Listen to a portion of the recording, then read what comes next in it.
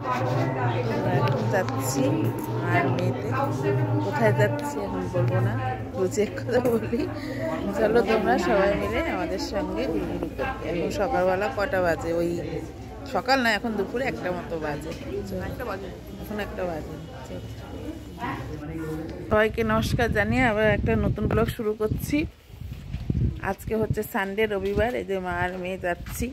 মেয়ের খুব শীত করছে, আমিও নিয়েছি শাল, পরে গায়ে দেবো। কাজকর্ম করলাম তো এখন অতটা ঠান্ডা লাগছে না, তাই যাচ্ছি দুজনে মিলেই। কোথায় যাচ্ছি, কেন যাচ্ছি, সকাল সকাল এখন ড্রেসটা দেখে বুঝতেই পারছো ঠাকুরের উৎসবে যাচ্ছি। তবে কোথায় যাচ্ছি, কোন ঠাকুরের উৎসবে যাচ্ছি সেটা তোমরা ব্লগটা ফলো করবে, ব্লগেই দেখতে পাবে। এখন বলবো না, এখন বললে তো তোমরা সব জেনে যাবে, তাই এখন বলবো না। আমার ব্লগগুলো পুরোটুকু দেখবে, লাইক কমেন্ট শেয়ার করবে এবং সাথে থাকবে। চলো আমরা ছবি তুলতে তুলতে যাচ্ছি মা মেয়েতে।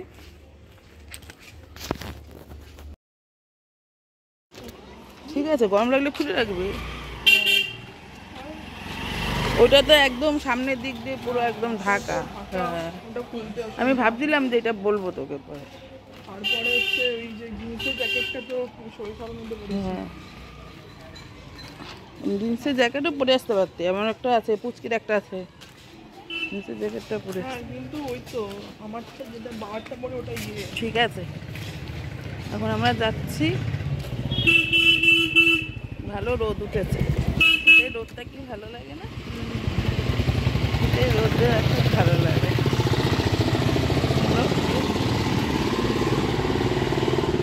দেরি হয়নি, তবে ঠাকুরের উৎসবে গেলে কি একটু ঠাকুরের তাড়াতাড়ি গেলে ঠাকুরের একটু কথা শোনা যায়, এই আর কি। নাহলে ওই প্রসাদ খাওয়ার সময় গেলে প্রসাদ খেলাম আর বাড়ি চলে আসলাম, তা ভালো লাগে।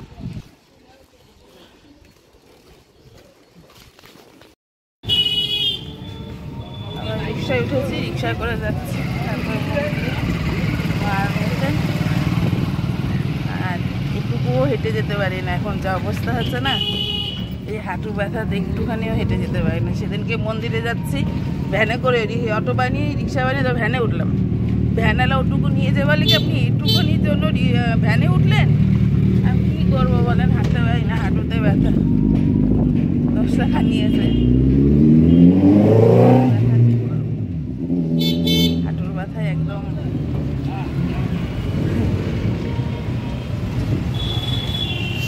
একটু গেলেই রিক্সায় যেতে হয়, নাহলে অটোতে যেতে হয়, আর কিছু না বলে। অনেকদিন বাদে ভ্যানে উঠেছে, ভালোই লাগছে ভ্যানে, বেশ অনেক বছর বাদে। হ্যাঁ, যে সময় উঠেছিলাম আগে, এইবারই তো না। আর আগে যখন কলেজে পড়তাম তখন ভ্যানে মাঝে মধ্যেই যেতাম আমরা, বেশ আনন্দ করে সবাই মিলে ভ্যানে করে যেতাম। আর এখন আর ভ্যানে চড়া হয় না। সেদিনকে ভ্যান পেলাম, অটো পাচ্ছি না। তারপরে যখন আমি ভ্যানে, তখন 2-3টে অটো গেল, পুরো ফাঁকা ফাঁকা। আমি তখনও ভ্যানে বসে আছি, অটো তো আমার সামনে দিয়ে বেরিয়ে চলে গেল। তুমি একাই গেছিলে? হ্যাঁ, একাই ছিলাম ভ্যানে। তারপরে বয়স্ক লোকরা প্রথমে বললো 20 টাকা নেবে, তারপর ওইটুকু যাবো 10 টাকা নেন, অটো ভাড়া তো 10 টাকা নেয়। ঠিক আছে তাহলে চলে। ও নামিয়ে বলছি একটুখানি আপনি হেঁটে আসতে পারলেন না, একটুখানি আপনি ভ্যানে আসলেন, কি করবো বলেন ভাই, হাঁটতে একদম পারি না, হাঁটুতে এত ব্যথা। মন্দিরে যে আমি আর এত, একটু মন্দির পর্যন্ত নেন না ভাই, পায়ে ব্যথা। বাবা না দিয়েছিস টাকা?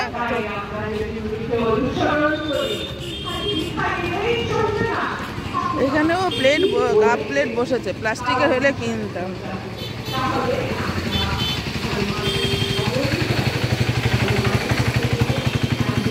প্লাস্টিকের আছে কাপ, প্লাস্টিকের সবই কাজ ভাঙে যায় ভাই।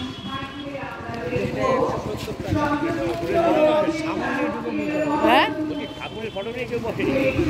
হ্যাঁ, তাই তো দেখছি, সব ক্লিপ টিলিপ নিবি দুটো ক্লিপ? ক্লিপ নিবি? এই ক্লিপ কত করে? কোনটা 3টা করে? এই যে এগুলো 5 টাকা দেখতে শুনো দুটো নিয়ে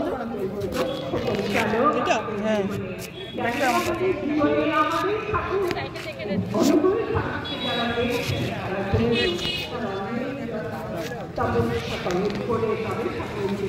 ভালো দেখে দুটো নিয়ে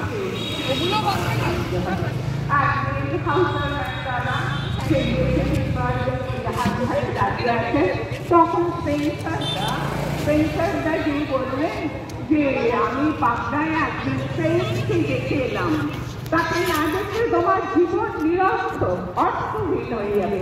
চলো দেখে আসি। বুঝো তো বাবারে বলবে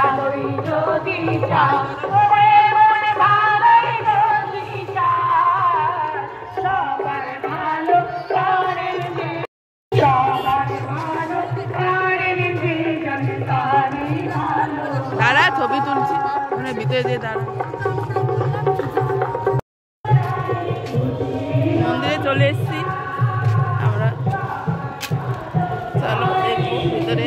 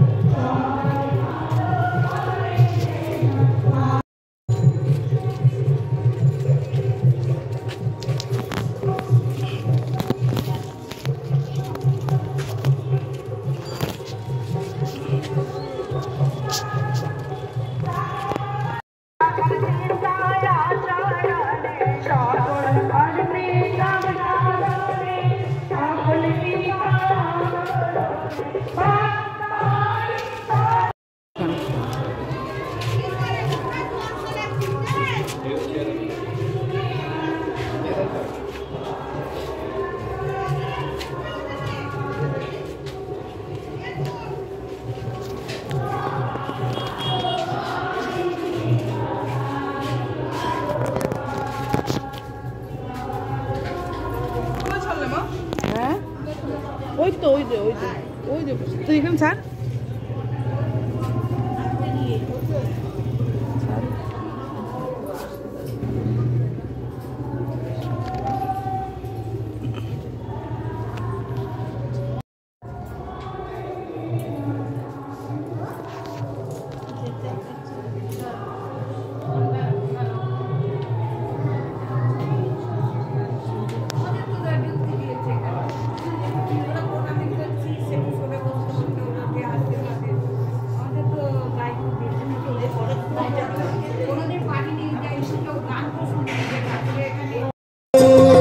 স্বামীর প্রতি দুঃখের কালে তুমি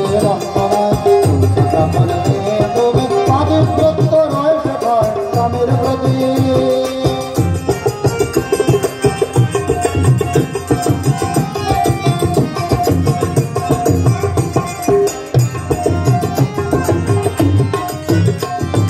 সকলকে ভেদ করে তার স্বামী দেবে ধরবে সতী লোকের প্রথম থাকে যদি তুমি চলবে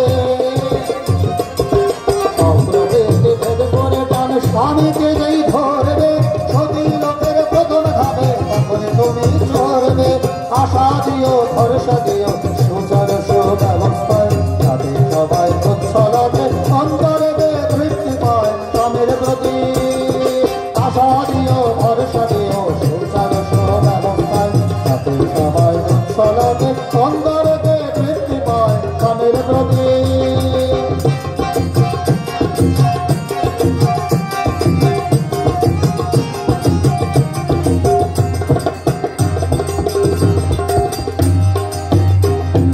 স্বামী ভক্তি রাখবে অটুট ইষ্ট